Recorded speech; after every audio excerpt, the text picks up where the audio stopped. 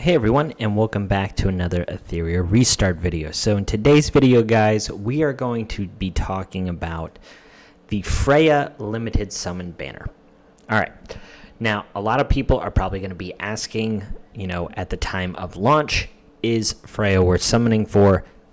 Guys, simple answer, yes. Like, this hero is top tier.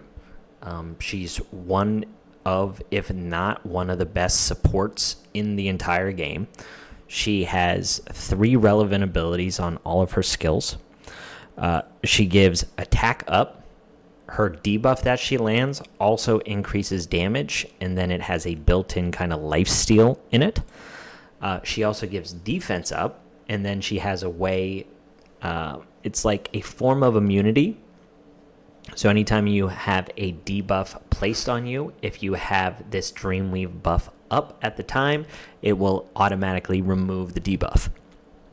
So 4 things already in one.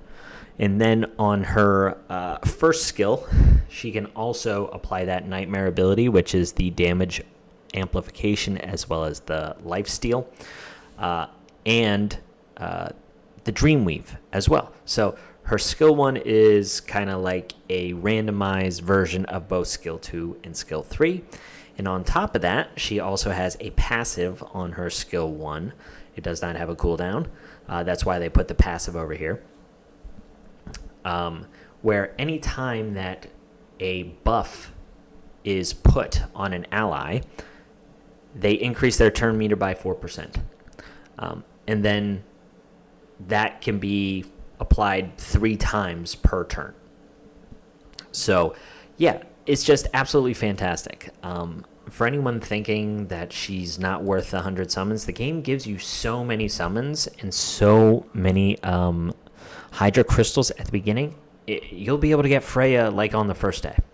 So you should certainly go for her. She's really good. But on top of that, and I'm going to talk about all the areas that she's played in, but on top of that, something else that they're doing is they are adding like rate ups for 3 SRs. And all 3 of these SRs are actually fantastic.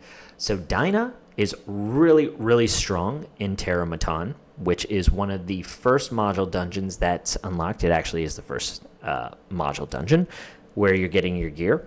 So huge amounts of damage amplification from her to help you take down that boss quickly. She's also very good in other areas.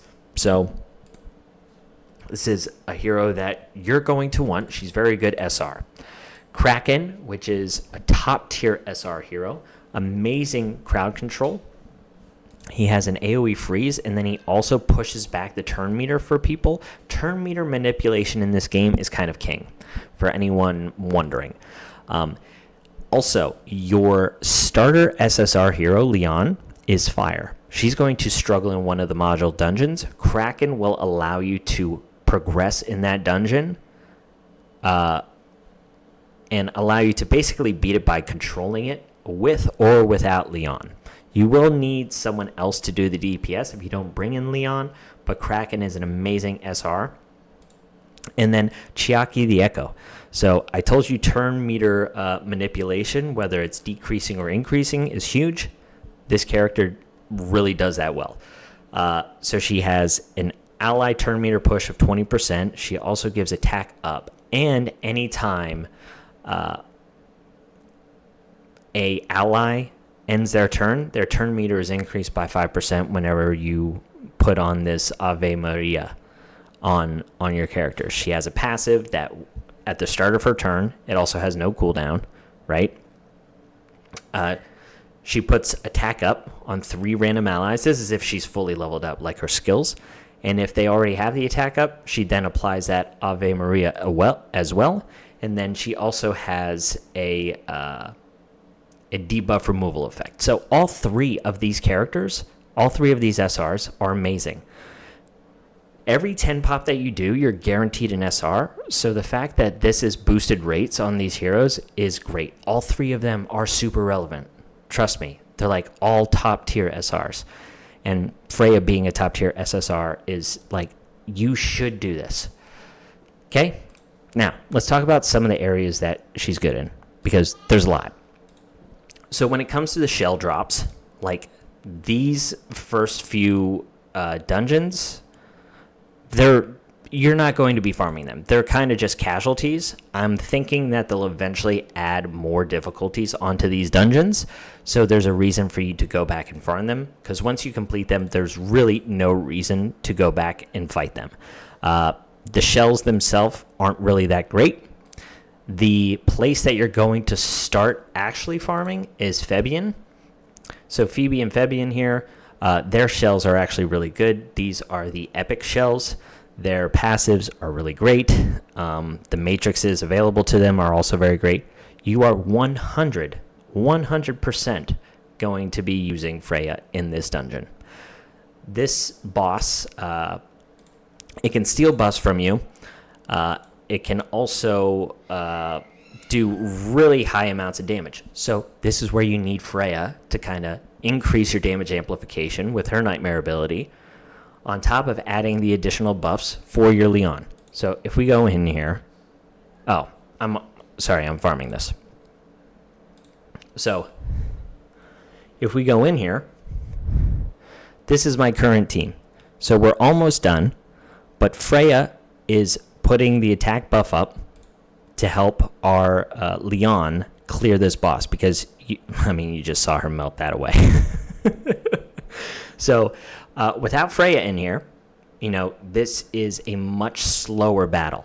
Freya's also giving you some lifesteal, like I said, because this boss hits really hard. So you need to kill the boss quickly, and you need to hit it hard, and you need to keep topped up. So it's hard for you to bring in a healer, because every single one of your heroes needs to fill some kind of role to get that done. And a healer is just keeping your team alive, where the longer the fight goes, the quicker you're going to die. And as you see here, I've got Kraken in here as well.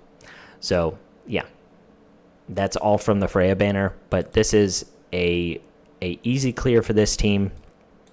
That's what I'm farming for my shells. So she's great in there. Now, as you scale up into the game, some of these later shell dungeons, they're probably going to be tough for Freya. You're not going to be using her there. That's okay.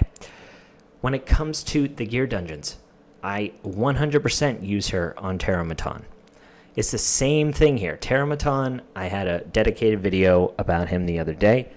If he kills your team, it's almost guaranteed to be a loss. So her defense up helps keep your team alive. He also applies a speed down, because he wants to cycle through his abilities and have increased attack. Some of his skills, he permanently increases his attack, so you also have to kill him fast. You can't kind of just sit there and tank stuff.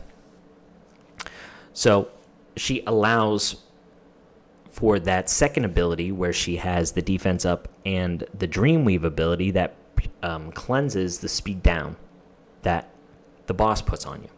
So amazing here. She's also putting up those buffs for your Leon, which is your starter SSR and your main DPS, to increase her damage output. And then in Doki Doki, this is a very, very important dungeon, because this is where your speed set is. Most people know in games like this, speed is king, especially in a game like this where you can loop people. So in other games, sometimes they allow you to just take your first turn. Whoever's the fastest will go first, but you can't actually loop based on the turn meter. In this game, you can. So Swift Rush is very, very important. And then you'll see, as you scale up, some of the gear sets in here are just absolutely nuts. 15 speed plus 10% attack, healing effect 12% plus effect res, effect accuracy 18, and then at the start of the turn, there's a 35% chance to reduce the cooldown of all Animus skills by 1 turn. It's just some of these sets are nuts. So yeah. Now, when it comes to Aurora, this is a fire dungeon. This is where she'll struggle, but she's being used in about 70% of the game. She's fantastic in Arena for all of the same reasons that I said.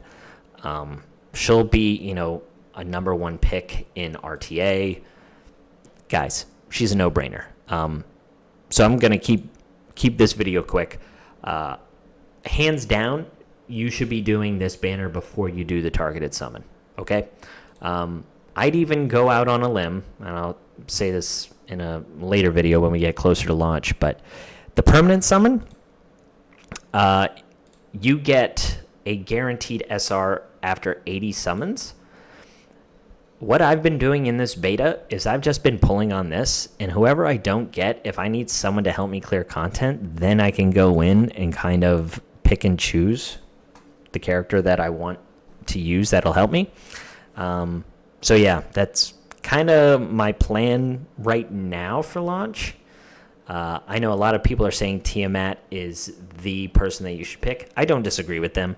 However, I've pulled Rahu, I've pulled Kloss. Both of them have been amazing. I think Bornier, I don't know how to pronounce his name.